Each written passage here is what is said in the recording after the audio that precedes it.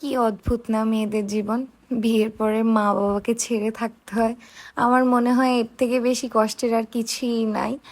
তো যাই হোক, আজকে দীর্ঘ অনেক দিন পরে বাবা মাকে ছেড়ে নিজের বাড়ি ছেড়ে চলে আসছি নিজের সংসারের উদ্দেশ্যে। মানে বিয়ের পর মেয়েদের যেটা স্থায়ী ঠিকানা হয়, স্বামীর বাড়ি।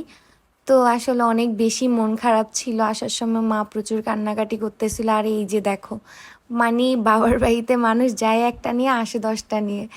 তো যাই হোক, মনটা ভীষণ খারাপ ছিল আসলে। পুরো রাস্তায় মায়ের কথা ভীষণ মনে পড়তেছিল, বাবার কথা মনে পড়তেছিল, ভাইয়ের বৌদি সবার কথা ভীষণ মনে পড়তেছিল। কিছু করার নেই, মেয়েদের বিয়ের পরে এরকমই হয়।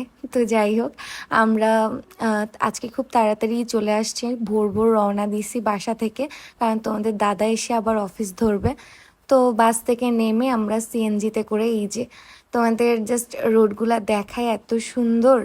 তো ভাবলাম যে তোমাদের সাথে একটু শেয়ার করি। এই দিক দিয়ে যখনই আমি যাই তখনই আমার মন হালকা হয়ে যায়। মানে আমার পরিবেশটা এত সুন্দর লাগে।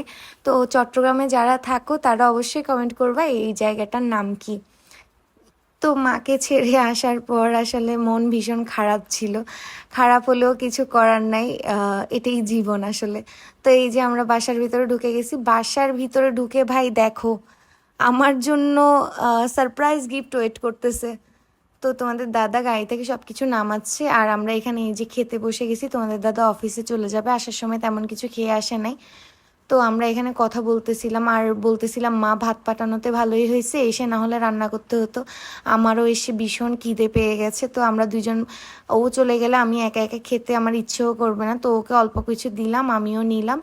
আমরা দুজনে খেয়ে দেন হচ্ছে আমি এই যে জিনিসগুলা গুছানো শুরু করে দিছি। দেন আমি, মা আসার সময় মানে সত্যি মারা যা বলে সত্যি বলে, আসার সময় বললো যে তুই ঘরে গিয়ে দেখবি কাজ করবি না রান্না করবি। তো জাস্ট তোমরা দেখো ঘরের অবস্থা ভাই।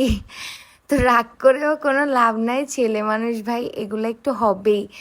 তো এতদিন পুরো বাসা বন্ধ ছিল, এগুলো হওয়ারই ছিল, আমি জানতাম এগুলো হবে।